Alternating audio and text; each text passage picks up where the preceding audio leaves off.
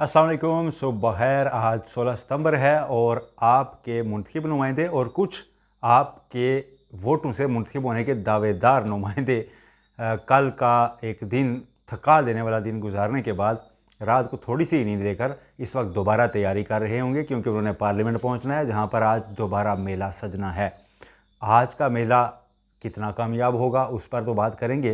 पहले आपको बताते हैं कि कल का शो फ्लॉप कैसे हुआ, कल सारा दिन आखिर होता क्या रहा और मौलाना क्यों सबको ना ही बोलकर भेजते रहे, सिर्फ नमाज की पढ़ाई उन्होंने, और नवाज शरीफ किस बात पर मायूस होकर रात को इस्लामाबाद से ही निकल गए।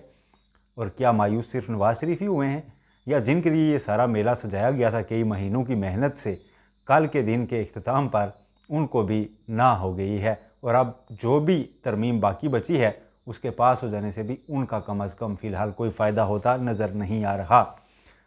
चीफ जस्टिस काजी फ़ाइज़ ईसा, जिनकी एक्सटेंशन या मुद्दत मुलाजमत बढ़ाने की हद तक बात अब टेबल पर भी बाकी नहीं बची, इस पर बात करेंगे। पहले आपको बताते हैं कि कल हुआ क्या।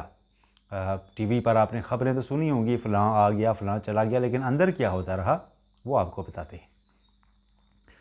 तो बात खुल के ये सामने आई है अब तक कि बात सिर्फ अब सुप्रीम कोर्ट के चीफ जस्टिस की हद तक नहीं है, बात अब सिर्फ हाई कोर्ट के जजेस के तबादले की हद तक भी नहीं है।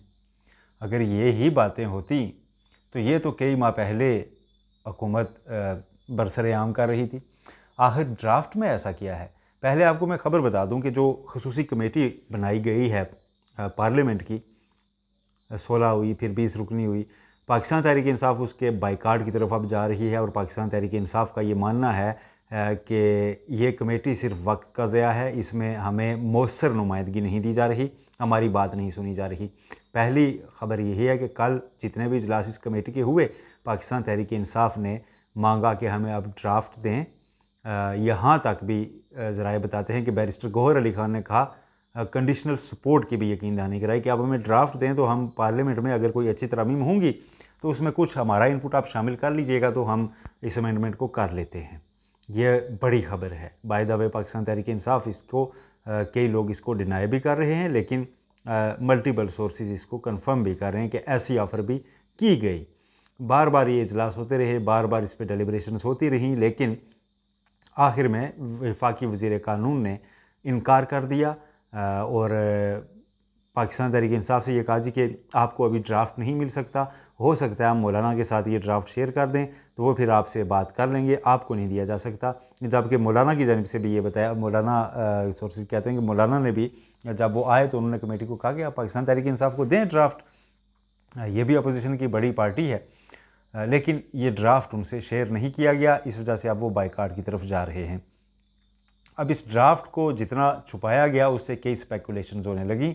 एक उसमें ये अफवाह रात को घूमने लगी थी कि इसमें कुछ मिलिट्री कोर्ट्स के क़याम की भी दोबारा से एक चीज़ वो शामिल है, ताकि ये जो मिलिट्री कोर्ट्स के ट्रायल्स वगैरह इनको भी एक कवर मिल सके, लेकिन इसकी तस्दीक अभी नहीं हुई।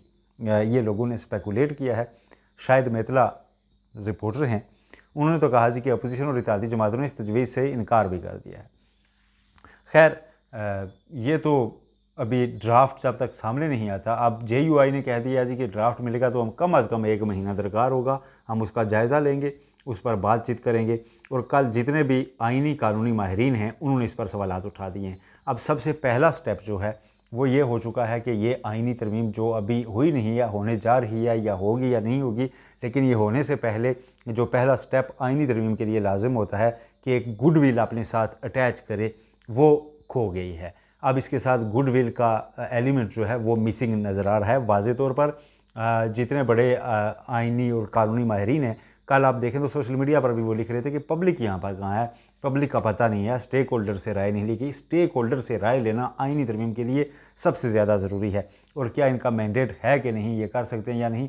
आपको पता होगा जमहूरियत में ये होता है कि कोई भी सियासी जमात इलेक्शन से पहले मंशूर जारी करने की पाबंद होती है। मंशूर इसलिए जारी किया जाता है ताकि अवाम को पता चले कि ये इस बार इलेक्शन जीता, इन्होंने तो करेंगे क्या। उस मंशूर में अगर किसी ने ये नहीं दिया हुआ कि आइन में हम तरमीम करेंगे जिससे हम चीफ जस्टिस नया जो आने वाला है उसकी मुद्दत मुलाजमत कितनी होगी उसका तयन करेंगे, या उसमें से उसको पिक करने का तरीक़ाकार बदलेंगे, या फिर हम नई आइनी अदालत बनाएंगे, इन बातों पर अगर किसी एक भी पार्टी ने हुकूमती इत्तेहाद में से वोट नहीं लिया हुआ तो इट मीन्स के पब्लिक ने उनको इस नाम पर मैंडेट नहीं दिया। और अगर ऐसा नहीं हुआ तो फिर उन्हें मौसर तरीके से इफ़ेक्टिवली पब्लिक को इंगेज करना था। पहले पब्लिक सतह पर इसको डिबेट करानी थी और स्टेक होल्डर से सुनना था, उसके बाद ये तरमीम की जा सकती थी, तब इसके साथ गुडविल अटैच होती। यहाँ पर गुडविल की जगह ये है कि ड्राफ्ट मिसिंग। अब जब ड्राफ्ट नहीं मिला तो पाकिस्तान तहरीक इंसाफ इसके ऊपर मजीद शोर शराबा कर रही है। और मौलाना फजल रहमान, मौलाना ये नवाज़ शरीफ, बताया जा रहा है कि नवाज़ शरीफ वो शख्सियत हैं जिनकी वजह से मौलाना हुकूमत को बिल्कुल भी लिफ्ट नहीं करवा रहे। और इस बार मौलाना चाहते क्या हैं? मौलाना कहते हैं कि मुझसे वादा ना करें, जो आप मुझे ऑफ़र कर रहे हैं वादों में पहले उसको प्रैक्टिकली इम्प्लीमेंट करें, उसके बाद मैं आपको वोट दे देता हूँ। और प्रैक्टिकल इम्प्लीमेंटेशन पहले ही चाहते हैं। वो कहते हैं जी कि माजी में आपने जो मेरे साथ किया है, और ज़राए ये बताते हैं, कई ज़राए ये दावा करते हैं कि मौलाना फजल रहमान को ये लगता है या उन्हें किसी ने बताया है कि नवाज़ शरीफ जब इलेक्शन होने वाले थे 8 फरवरी से, तो उससे पहले जो नवाज़ शरीफ ने अपनी एक पार्लियामेंट जहन में तख्लीक की थी कि उसमें कौन कौन होगा और कौन कौन नहीं होगा, उसका भी ख्याल उन्होंने रखा था। और उन दिनों तो नवाज़ शरीफ की हर ख्वाहिश जो है वो सुर्खी बनती थी और उसका बड़ा एहतराम होता था और समझा ये जा रहा था, वो कबूतर उड़ा के जब आए थे कि अब ये वज़ीर आज़म बनेंगे। और पेड हेडलाइंस भी छपी थी, पेड मीन इश्तिहार की शक्ल में कि वज़ीर आज़म नवाज़ शरीफ। कहा यह जा रहा है कि नवाज़ शरीफ ने पार्लियामेंट मौलाना फजल रहमान और जहांगीर तरीन से माइनस मांगी थी। ये बात मौलाना को किसी ने बताई है और मौलाना इस पर काफ़ी बरहम है। इसलिए कल जब नवाज़ शरीफ साहब ने आखिरी अरबे के तौर पर, जब शहबाज शरीफ साहब ने मुझे बताया कि मौलाना नहीं मान रहे, तो नवाज़ शरीफ ज़रा ऐसे कहते हैं कि तैयार हुए कि मैं मौलाना के जाता हूँ। किसी ने पैगाम भी पहुँचाया, मौलाना ने कहा नहीं नहीं नहीं, निकलो फौरी घर से, अपने घर से, यानी कि गाड़ी में बैठे और वो पार्लियामेंट पहुँच गए पहले ही। उन्होंने कहा जी नवाज़ शरीफ साहब, ज़ाहिर है एक एहतराम तो है कि साबिक़ वज़ीर आज़म में 3 बार के, तो चल के आएंगे तो फिर बड़ी मरवतें याद दिलाएंगे, बड़ी दोस्तियाँ, तो मुश्किल हो सकती है उनको मुंह पे इनकार करना अच्छा नहीं लगेगा। करना तो इनकार है लेकिन अच्छा नहीं लगेगा। इसलिए मौलाना ने कहा कि चलो जी पार्लियामेंट चलो, और मौलाना फौरी दौड़ से पार्लियामेंट जा पहुँचे, इससे पहले कि नवाज़ शरीफ उनके पास आते। और मौलाना ने जाके पार्लियामानी कमेटी में, मैंने आपको बताया कि उन्होंने यही गुफ्तगू सामने रखी कि आप ड्राफ्ट शेयर करें, ड्राफ्ट ना होते हुए हम आपके कुछ नहीं कर सकते, कि आप हमसे तरमीम में वोट मांग रहे हैं और हमें पता ही नहीं हो गया तरमीम में है क्या, और खाम जाके जनाब वो करें। ऐसा नहीं है, एक एक सिक्के ऊपर पहले आप हमें एतमाद में लें। नवाज़ शरीफ साहब इसके बाद हुए हैं परेशान, मायूस, और नवाज़ शरीफ साहब इस्लामाबाद से चले गए। खबर ये आई कि नवाज़ शरीफ लाहौर के लिए निकल गए हैं। अब एक तरफ आज दोबारा इजलास होने जा रहा है और नवाज़ शरीफ साहब का वोट भी काउंट होना है और एक एक वोट कीमती है। तो इसका मतलब ये है, कहा यह जा रहा है कि नवाज़ शरीफ अब वापस नहीं आ रहे, तो उन्हें यकीन हो चला है कि ये तरमीम अब नहीं होनी, कम अज़ कम आज नहीं होनी या होनी ही नहीं है।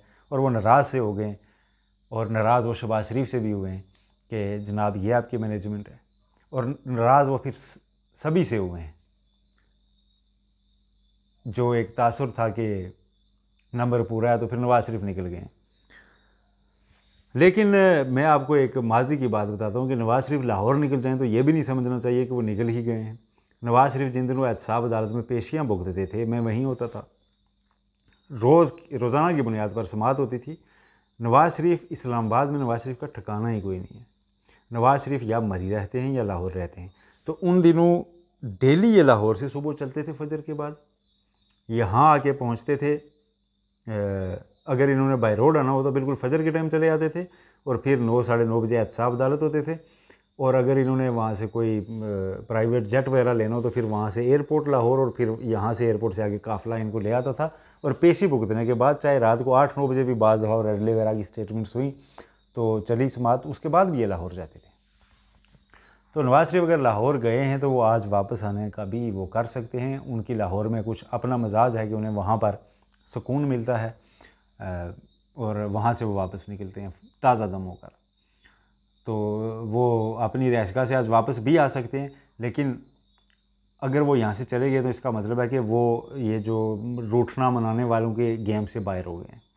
अब वो कम अज़ कम अपनी तरफ से एफ़र्ट नहीं करेंगे मौलाना के पास, जब मौलाना ने इनकार कर दिया तो वो क्यों दें।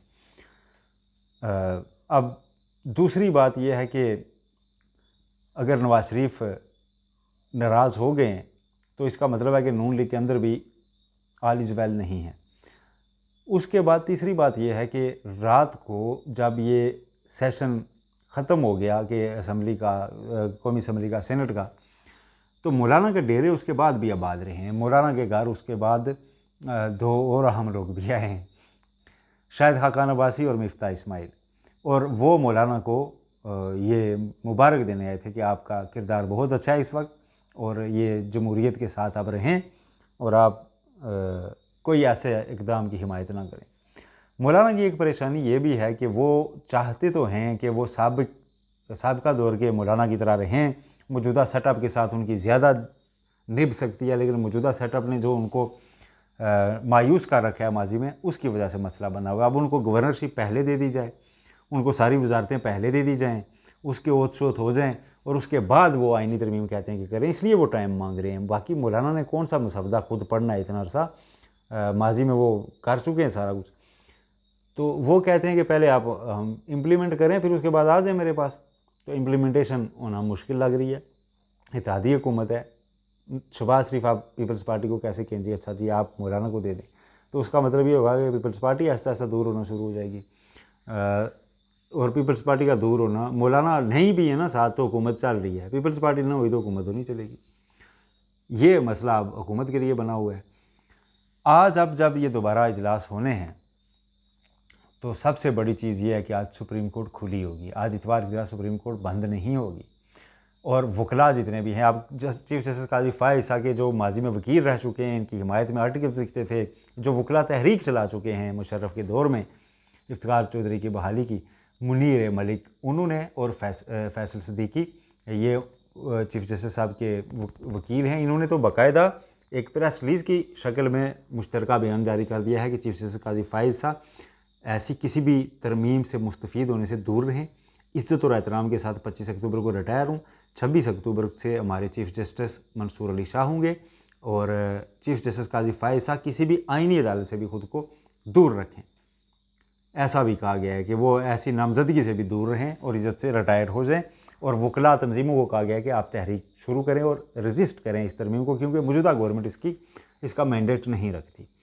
अब सुप्रीम कोर्ट ने जो हफ्ते वाले दिन इबहम दूर किया था और जितनी सख्त वर्डिंग थी, आज दोबारा जब चलेगी, और अगर कोई ये मामला ले आया जी कि इस तरह बुलडोज़ किया जा रहा है या किसी भी बहाने पे ले आया कि लोगों को तंग किया जा रहा है इस तरमीम में वोट देने, और सुप्रीम कोर्ट ने अगर उस मामले को टेकअप करना शुरू कर दिया तो मसाइल हो सकते हैं, कुछ ऑब्जर्वेशन आ सकती हैं, कुछ ना कुछ।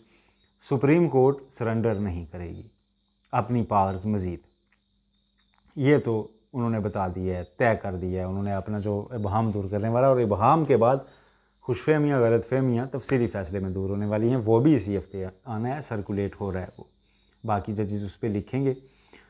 तो अब हुकूमत के लिए मुश्किलात ज़्यादा हो चुकी हैं। अब अगर आइनी तरमीम आ जाती है और फेडरल कोर्ट या एक आइनी अदालत तश्कील दे दी जाती है, तो कहा यह जा रहा है कि उसके जजेस की अपॉइंटमेंट की जाएगी सिटिंग जजेस सुप्रीम कोर्ट के जो हैं उन्हीं में से, और अगर अभी आ जाती है तो अभी सिटिंग जज चीफ जस्टिस काजी फ़ाइज़ ईसा भी हैं, और उनकी अपॉइंटमेंट वहाँ अगर 3 साल के लिए की जाती है तो उनका टेन्योर आइनी अदालतों में यानी मफाद आमा के केसेस 184(3) वगैरह में बढ़ जाएगा। और 184(3) की इस वक्त जो सबसे अहम दरख्वास्त पड़ी हुई है सुप्रीम कोर्ट में, जो उनके पास शिफ्ट हो जाएगी, वो है इंतखाबी धांधली की, जो इमरान खान की दरख्वास्त है कि इंतखाबात में धांधली हुई है, उस पर तहकीकात कराई जाए, जुडिशल कमीशन बनाया जाए। उस दरख्वास्त से मतलब जस्टिस अतर नोट लिख चुके हुए हैं कि इस वक्त कोर्ट के सामने सबसे अहम दरख्वास्त वो है, और यही वो दरख्वास्त है जिसके ऊपर ख्वाजा आसिफ समेत हुकूमत के तमाम वज़रा अपनी हुकूमत को ये मशवरे देते हैं कि अगर justice Mansoor Ali Shah chief justice बन गए तो वो केस लग जाएगा। इनकी तो दोस्तियाँ जस्टिस अतर वगैरह से, और वो सब ये समझते हैं तो ये केस लग जाएगा, और उसके बाद हमारी हुकूमत नहीं रहेगी और इलेक्शन पूरा नल एंड वाइड हो जाएगा। कई साफ़ी दानश्वर भी उनको यही मशवरा देते हैं कि ऐसा होगा। तो ये अहम केस चला जाएगा जस्टिस मंसूर अली शाह के पास से चीफ जस्टिस काजी फ़ाइज़ ईसा वाली उस आइनी अदालत में, जो मुबैना अगर हुई तो। ये वो सारा मेन चीज़ है जिसके ऊपर इतवार के दिन पूरा मेला लगा हुआ था। और जस्टिस मंसूर अली शाह से कोई ख़तरा नहीं है। जस्टिस मंसूर अली शाह ने जितने रिलीफ दिए हैं नून लीग को, इनके नैब केसेस में ऐसे ऐसे कलम तोड़ फैसले लिखे हैं। जस्टिस मंसूर अली शाह ने पार्लियामान की बालादस्ती हक़ कानून साजी को नैब केस में भी तस्लीम किया था। जस्टिस मंसूर अली शाह की वाहिद गलती नून लीग के नज़दीक ये है कि उन्होंने मखसूस नशिस्तों का फ़ैसला दिया है, वैसा ही फ़ैसला दिया है जैसे माजी में वो हमारे हक़ में देते थे जब हम ज़ेर अताब थे। तो अब उन्होंने फिर एक बार वो पब्लिक और डेमोक्रेसी की बात क्यों की इस मसले के ऊपर। वो इस मसले से जस्टिस मंसूर अली शाह के साथ वकला की पूरी कम्यूनिटी की गुडविल अटैच होती जा रही है और नून लीग अपने लिए मसाइल खड़े कर रही है कि अगर वो नए चीफ जस्टिस बन गए सारे उससे निकल गए तो मौजूदा गवर्नमेंट की नीयत तो पहले ही उन पर आश्कार हो चुकी होगी। तो आज के इजलास में इम्कान यही है कि इजलास फिर ताख़ीर का शिकार होता रहेगा। आज के इजलास में इम्कान यही है कि उससे पहले फिर पार्लियामानी कमेटी के इजलास मिन्नत तरले एक दूसरे से बातचीत होगी और कोई इत्तफ़ाक़ राय पैदा करने की कोशिश की जाएगी। लेकिन इत्तफ़ाक़ राय मसवदा कहाँ है? आज़म नज़ीर तारड़ साहब ने रात को बड़ी फ़ख्र से पार्लियामेंट की लॉबी से गुजरते हुए सहाफ़ियों से गुफ्तगू में कहा कि मुझे मिल गया मसवदा, मुझे मिल गया मसवदा, और लोग समझ रहे थे कि मसवदा इन्होंने तैयार किया हुआ है। खैर उस पर लोगों ने काफ़ी मुबारक दी कि आपको मसवदा मिल गया। अब ये मसवदा आज अगर सामने आता तो वो भी मैं आपके सामने डिटेल वीडियो में रखूँगा कि उस मसवदे में क्या है, इम्पैक्ट उससे क्या क्या हो सकता है, और सुप्रीम कोर्ट आज दिन को नर्व क्या रहने वाली है, ये बड़ा अहम होगा जानना, वो भी आपसे शेयर करूँगा। तब तक के लिए अल्लाह हाफ़िज़।